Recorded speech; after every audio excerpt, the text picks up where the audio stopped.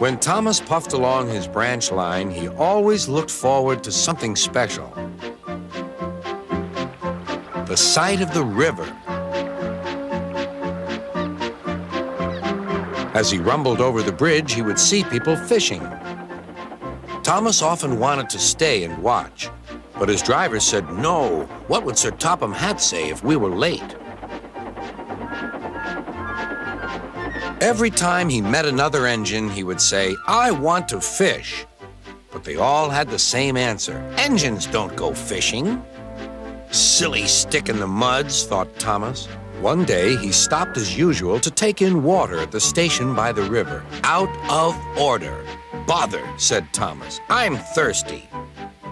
"Never mind," said his driver. "We'll get some water from the river."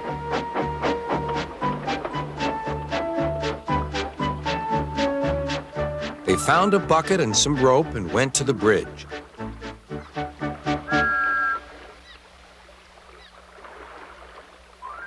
Then the driver let the bucket down to the water. The bucket was old and had 5 holes, so they had to fill it, pull it up, and empty it into Thomas's tank as quickly as they could, several times over.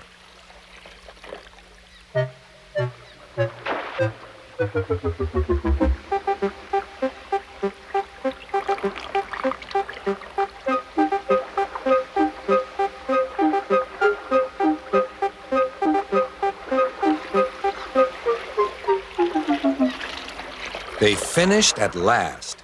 "That's good, that's good," puffed Thomas, and Annie and Clarabelle ran happily behind.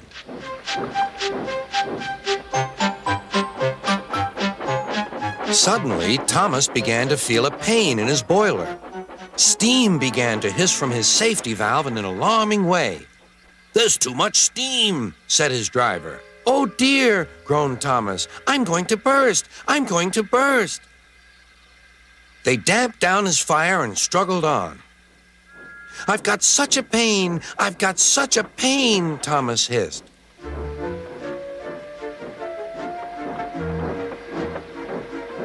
They stopped just outside the last station, uncoupled Annie and Clarabelle, and ran Thomas, who was still hissing fit to burst, on a siding right out of the way.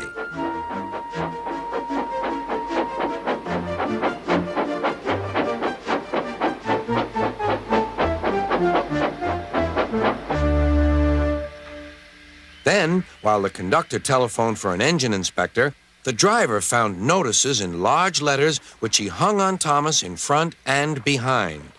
"Danger, keep away." Soon the inspector and Sir Topham Hatt arrived. "Cheer up, Thomas," they said. "We'll soon put you right." The driver told them what had happened.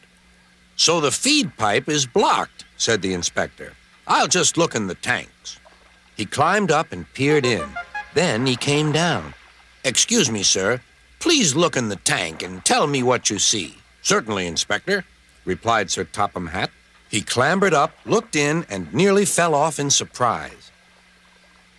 "Inspector," he whispered, "can you see fish?" "Gracious goodness me! How did the fish get there, driver?" "We must have fished them from the river with our bucket," replied Thomas's driver. "Well, Thomas, so you and your driver have been fishing, but fish don't suit you. We must get them out." They all took turns at fishing in Thomas's tank, while Sir Topham Hatt looked on and told them how to do it. When they had caught all the fish, they had a lovely picnic supper of fish and chips. That was good," said Sir Topham Hatt. "But fish don't suit you, Thomas, so you mustn't do it again." "No, sir, I won't," said Thomas sadly. "Engines don't go fishing. It's too uncomfortable."